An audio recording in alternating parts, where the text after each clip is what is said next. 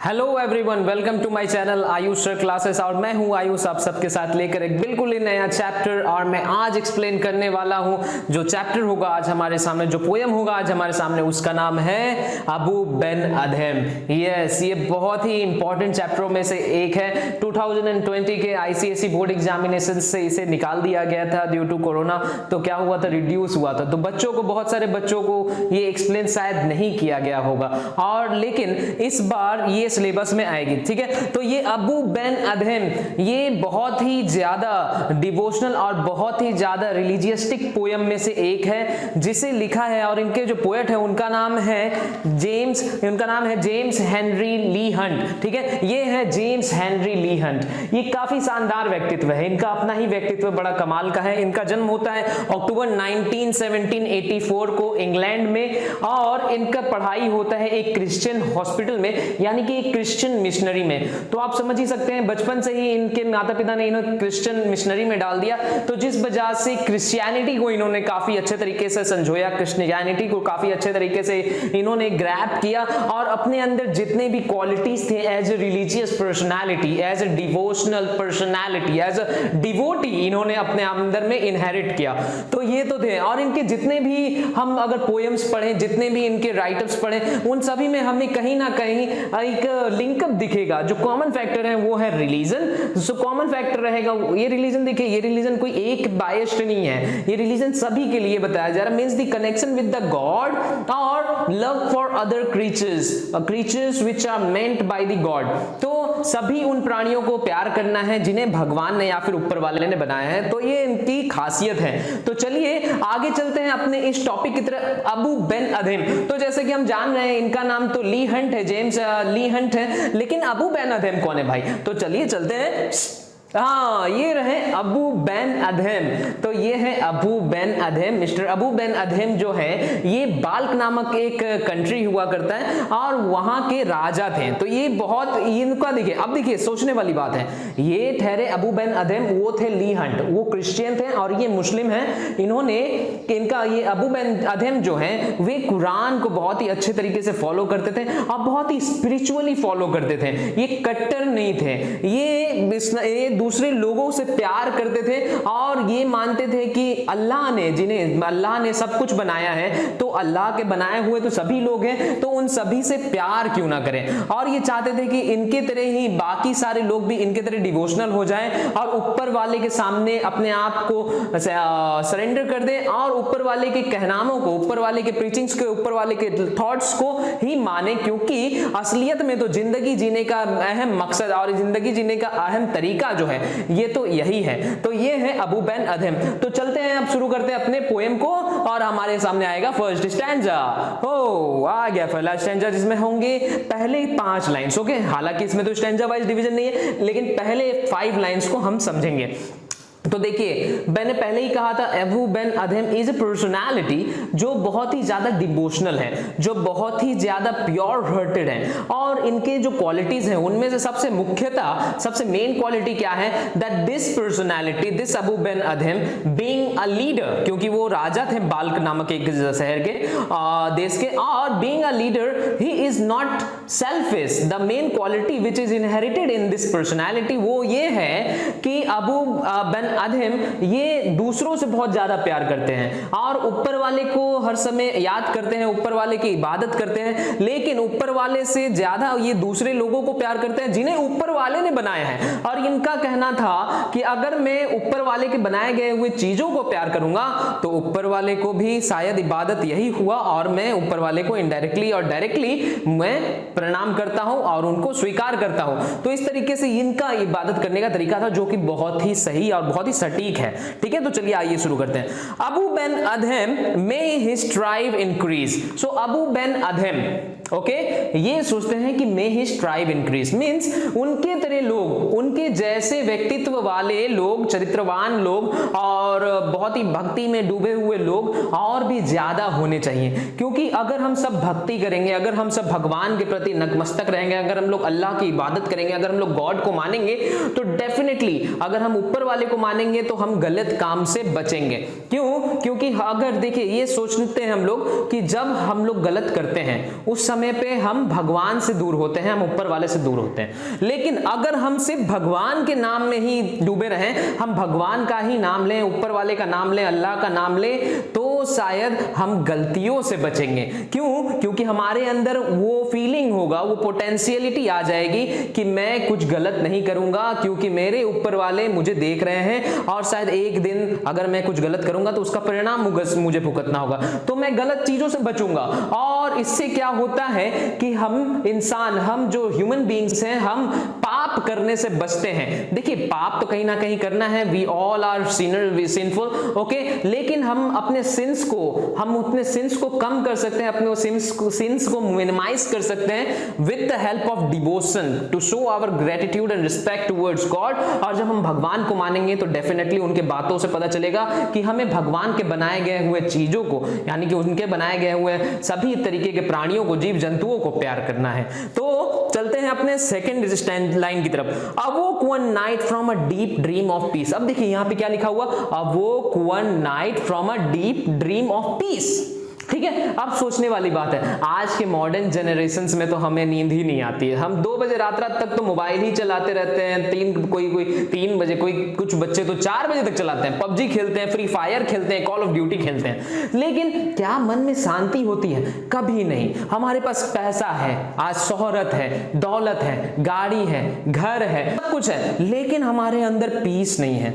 तो ये piece actual में कब मिलता, एक इंसान को पीस कब मिलता? अब देखिए ये सेकंड लाइन में क्या लिखा गया है, अवोक one night from a deep dream of peace. मतलब अबू बिन अदहम बहुत ही पीसफुल नींद ले रहे थे। अब ऐसा बात नहीं है कि किसी चीज का गोली खा के वो पीस नींद ले रहे थे, नहीं, ये दिन भर अब ऊपर वाले की इबादत करते थे, ऊपर वाले के बनाए गए हुए लोगों की और ऊपर वाले के बनाए गए हुए चीजों की सहायता करते थे। He was very much helpful and kind towards each and every creature. तो उससे क्या होता था, ये सेटिस्फाइड हो जाते थे, इनके अंदर सेटिस्फेक्शन रहता था कि मैंने ऊपर वाले के बनाए गए हर एक चीज का बहुत ही अच्छे तरीके से स्मरण किया है, बहुत ही अच्छे तरीके से उनको माना है, अच्छे तरीके से उनका मदद किया है और इनडायरेक्टली मैंने ऊपर वाले का शुक्रिया अदा किया है और ऊपर वाले का इबादत किया है। तो वो बहुत ही ज्यादा संतुष्ट रहते थे और इस संतुष्टि की वजह से, इस सेटिस्फैक्शन की वजह से उनके दिमाग को बहुत शांति मिलता था, उनके दिमाग को बहुत ही शांति प्रदान होता था, पीस मिलते थे।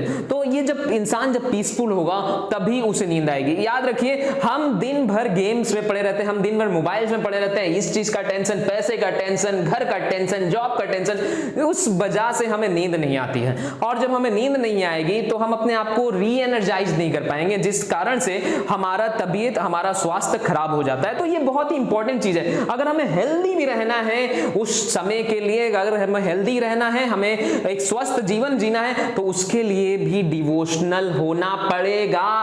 ये बहुत ही इंपॉर्टेंट चीज है, इससे हमें ये चीज समझ में आता है कि और इससे पता चलता है कि वो एक डीप नींद में सोए हुए थे। तो अचानक में उन्हें दिखाई पड़ता है, उनका आंख तो बंद रहता है, लेकिन अचानक में एक ब्राइट लाइट उत्पन्न होता है उनके रूम में। एंड सो, देखिए third line, and so with in the moonlight in his room, उनके पूरे के पूरे रूम में, उनके पूरे के पूरे आशियाने में चंद्रमा की लालिमा या फिर चंद्रमा की प्रकाश, चंद्रमा की रोशनी, चंद्रिका पूरे तरीके से बिखर जाती है, चांद की रोशनी पूरे रूम में आ जाती है और बहुत ही ज्यादा इफल्जेंट, बहुत ही ज्यादा ब्राइट लाइट रहती है ये, ठीक है, making it rich and like a lily in gloom.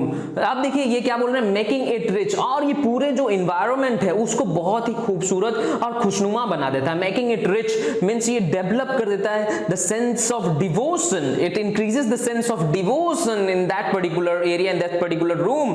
And like a lily in Bloom, अब देखिए लाइक अ लिली इन ब्लूम, ये एक्चुअली में सिमिली है, ये फिगर ऑफ स्पीच को हम कहेंगे like a lily in Bloom, it's a simile. इससे देखिए जो स्ट्रेंजर या फिर जो प्रकाश उस जगह से निकल रही है उसको कंपेयर किया जा रहा है लिली इन ब्लूम से। जिस प्रकार से एक लिली, वाटर लिली रात को जब खिलता है और बहुत ही खूबसूरत लगता है, व्हाइट कलर का फ्लावर रहता है, जब खुलता है तो बहुत ही ज्यादा खूबसूरत लगता है और चमकदार लगता है। ठीक उसी प्रकार से ये लाइट को कहा जा रहा है the end like a lily in Bloom, और इसे कहा जाता है सिमिली, मींस इसमें सिमिलैरिटी, कंपैरिजन बताया जा रहा है दोनों के बीच में, ठीक है। एंड एंजल, अब देखिए like an angel writing in a book of gold, और यहाँ पे ये क्या देखते हैं लास्ट लाइन में, फिफ्थ लाइन में, एन एंजल, एक जो स्ट्रेंजर है जो ये किताब जो उस समय पे उस रूम में थे वो एक एंजल है। कमाल की बात है, नींद खुला एक एंजल का प्रतिबिंब हमारे सामने, एक एंजल को सामने देख पा रहे हैं हम, एक फरिश्ते को सामने देख पा रहे हैं, एंड राइटिंग, और वो क्या कर रहे थे, writing in a book of gold, एक सुनहरे किताब में कुछ लिख रहे थे। अब ये देखिए गोल्डन बुक क्या है, गोल्डन बुक एक्चुअल में होता है, it's a heavenly book which keeps the record of each and every human being, ठीक है। और ये जो है ये एंजल जो है ये शायद इसको हम लोग इन्हें हम कह सकते हैं ये मैसेंजर, ये दूत के प्रकार है, दूत है, मैसेंजर हैं भगवान के या ऊपर वाले के, जो इन सभी चीजों को राइट डाउन करते हैं, इन सभी चीजों का रिकॉर्ड रखते हैं, ठीक है। तो ये हो गया फर्स्ट स्टैंजा। अब चलते हैं अपने सेकंड स्टैंजा की तरफ। ये रहा सेकंड स्टैंजा हमारे पास सामने। So exceeding peace and had made Ben Adhem bold, first line में ही एक्सीडिंग पीस फिर से आ गया, एक्सीडिंग पीस, देखिए ये पीस बार बार आ रहा है। पीस तभी होगा जब हम डिवोशनल होंगे, मैंने पहले ही कहा था, पीस तब नहीं होगा जब हम ए डिवोशनल होंगे, क्योंकि ए डिवोशनल पर्सनालिटी हमारे हमेशा अपने वर्ल्ड के बारे में, हमेशा मटेरियलिस्टिक वर्ल्ड के बारे में सोचता रहता है और वो हमेशा निराश रहेगा, उसके अंदर पीस नहीं रहेगा। जिस तरीके से भागवत गीता में कहा गया है दुख्यालम अशाश्वतम, तो ये संसार ये दुख्यालय है, और अगर हम भगवान के चरणों में नहीं जाएंगे, अगर ऊपर वाले को हम नमन नहीं करेंगे, डिवोटेड नहीं रहेंगे, तब हम शायद हमेशा हमेशा दुखी ही रहे, हमें कभी पीस नहीं मिलेगा। लेकिन ये शख्सियत तो बहुत पीसफुल है, क्योंकि ये ऊपर वाले का शुक्रिया अदा करता है, ऊपर वाले का नाम लेता है। Exceeding peace had made Ben Adhem bold, और देखिए इसी पीस के कारण वो काफी करेजियस भी हो चुके हैं, बोल्ड हो चुके हैं। हालांकि अगर कोई दूसरा शख्सियत अचानक में एक फरिश्ते को भी देख ले तो वो उससे डर जाएगा, वो कहेगा अरे बाप रे ये क्या है, लेकिन ये डरे नहीं, इनके अंदर वो करेज था और वो जानते थे कि ये तो फरिश्ता है, ये तो ऊपर वाले का भेजा हुआ दूत है, तो इनसे डरना क्या। और वो बोल्डनेस की वजह से क्या कर रहे हैं, and to the presence in the room he said, और जो स्ट्रेंजर प्रेजेंट थे, and to the presence in room मतलब जो स्ट्रेंजर उस रूम में प्रेजेंट थे उनसे ये जाकर कहते हैं, क्या कहते हैं भाई, थर्ड लाइन में, व्हाट राइटेस्ट दो। अब देखिए व्हाट राइटेस्ट दो, ये जो राइटेस्ट है, राइटेस्ट का मतलब होता है what are you writing, okay, what are you writing, तो यहां पे क्वेश्चन कर रहे हैं। And the vision raised its head, और जब ये कहते हैं तब वो जो विजन जो एंजल है वो अपने बहुत ही सूदिंग और इफेक्शनेट निगाहों से, अपने बहुत ही इफेक्शनेट ग्लैंसेस से अबू बेन अधीम की तरफ देखते हैं, ठीक है। And with a look made of all sweet accord, अब देखिए यहां पे ये फोर्थ लाइन में क्या कह रहा है, with a look of all sweet accord, okay, look made of all sweet accord, तो इनका जो ये दृष्टि है, एंजल का जो देखने का तरीका है बहुत ही खूबसूरत है। जाहिर सी बात है, हम कहते हैं ना एंजल की तरह, परी की तरह खूबसूरत है, एक्चुअल में वो बहुत ही ज्यादा खूबसूरत है। और इस तरीके से इस भांति वो उन्होंने अबू बेन अधीम को देखा कि वो खुश हो गए, इतना खूबसूरत, इतना प्यारा, इतना मधुर, sweet accord, okay, look with sweetness and soothingness with affection, वो उन्होंने देखा अबू बेन अधीम को, and answered this the names of those who love the Lord, okay, इसमें क्या किनका नाम है, the names of those who love the God, इसमें उनका नाम है जो भगवान को प्यार करते हैं, जो अल्लाह को प्यार करते हैं, जो गॉड को प्यार करते हैं, ओके। तो अब अबू बेन अधीम अब कहते हैं and is mine one, and is mine one question mark है, मतलब ये क्वेश्चन कर रहे हैं फिर कि अच्छा आप बताइए ना क्या मेरा नाम भी है उनमें से एक में, ठीक है। सेड अबू, तब से एंजल कहते हैं ने नॉट सो, ओहो sorry your name is not in this list, okay. अब ऐसा कोई भी सुनेगा, कोई भी एक डिवोशन अगर डिवोटी अगर इस चीज को सुनेगा कि उसके नाम को इस लिस्ट में नहीं लिखा गया जिसमें सभी उन लोगों का नाम है जो भगवान को प्यार करते हैं, तो बहुत ही अपसेट हो जाता है। और कहते हैं replied the angel Abou spoke more low, and this made Abou spoke more low, वो बहुत ही ज्यादा अपसेट हो जाते हैं, थोड़ा थोड़ा अपसेट हो जाते हैं। लेकिन सोचने वाली बात है, बीइंग अ डिवोटी उन्हें पता है कि अपसेटनेस ये जो हुआ है ये तो ऊपर वाले की महिमा है, God has done all this, God is the main factor who is controlling each and everything in this universe. So if my name is not there, then it is definitely it is an act of God, so I should not be unhappy or I should not be depressed or upset because of this। तो वो क्या कहते हैं, but चियरली still मतलब वो अभी तक थोड़ा खुश हैं, थोड़ा वो खुश होके फिर से खुश हो गए। And said okay I pray thee then. अब देखिए ये यहाँ पे एलिट्रेशन का यूज हो रहा है, ठीक है। ये आई प्रे दी देन ये राइमिंग वर्ड है, टे, तो उसी तरीके से I pray thee then means I pray you then. Thee का मतलब होता है यू, ओके। और इस फिगर स्पीच को कहा जाता है एलिटरेशन, राइट। उनसे कहते हैं कि I pray you then, last line, write me as one that loves his fellow man। आप मेरे नाम को उस जगह पर लिख दीजिए जहां पर, उस ऐसे लिस्ट में लिखिए जिनमें उन लोगों का नाम होगा जो भगवान के बनाए गए हुए क्रिएशन, यानी कि सभी उन चीजों को, सभी उन वस्तुओं को, सभी उन प्राणियों को जिन्हें भगवान ने बनाया है उसे प्यार करता है। अगर आपके पास वो लिस्ट है तो please right my name on that list, ठीक है। तब अब ऐसा सोच के तो एंजल भी बोले, ठीक, एंजल को कुछ समझ, मतलब वो कुछ बोले ही नहीं, ही डिडंट रिप्लाई।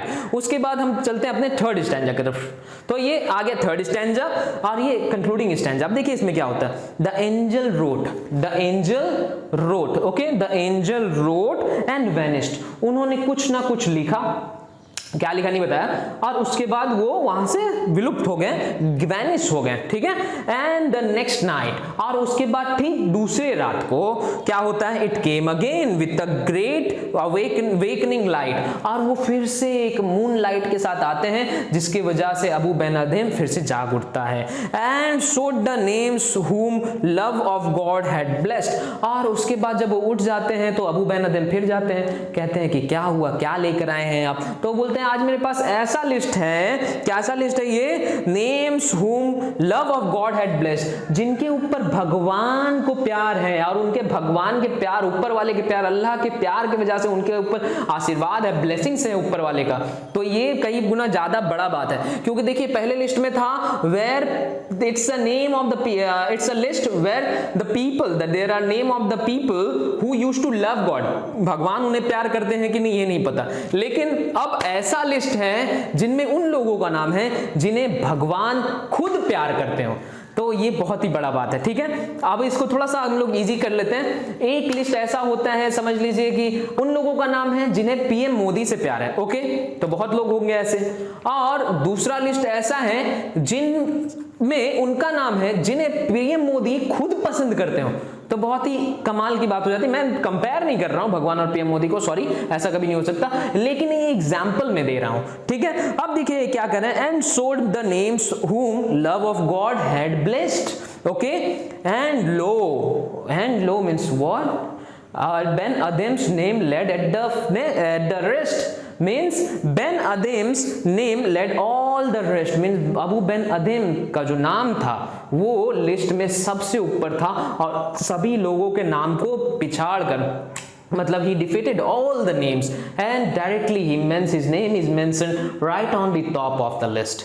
So इससे प्रूव होता है कि अबू बेन अदीम प्यार करते हैं या नहीं ये अलग बात है, लेकिन भगवान इन्हें प्यार करते हैं। आप देखिए यहाँ पे हमें सीखने वाली बात क्या है, ये तो पूरा पोएम हो गया, चलिए ठीक है, हमने पोएम कर लिया। अब देखिए इसमें मोरल क्या है, मोरल ये है कि it is compulsory, make it a compulsion in your life to be devoted towards God, to be devoted towards Allah, to be devoted towards भगवान, भगवान को प्यार करेंगे, ठीक है। अब भगवान के सामने जब नतमस्तक होंगे, भगवान को जब हम मानेंगे और भगवान की बातों को जब हम मानेंगे, तब उसमें हमें पता चलेगा कि ऊपर वाले ने, भगवान ने खुद ही कहा है मेरे बनाए गए हर एक चीज से प्यार करो, मेरे बनाए गए हर एक चीज से प्यार करो। और मैंने क्या बनाया, मैंने इस दुनिया को बनाया, मैंने इस जानवर को बनाया, इंसानों को बनाया, पेड़ पौधों को बनाया, तो हर एक चीज को प्यार करो, किसी के साथ नफरत ना करो।